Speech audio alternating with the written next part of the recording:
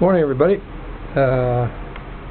This right here is the brush assembly, and I've got the 4 brushes, and I use some spacers in the middle so that it matches up with the commutator setup.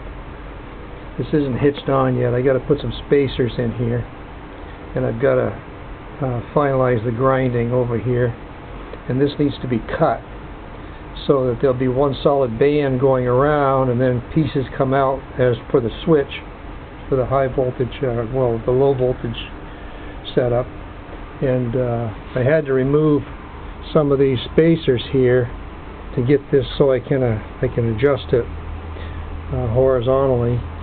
I added a couple of little angle iron pieces here, little angle aluminum, so that I can mount it once I get it adjusted. Then there'll be a bar coming down, say from here, or say from here down to here, to support it from going back and forth.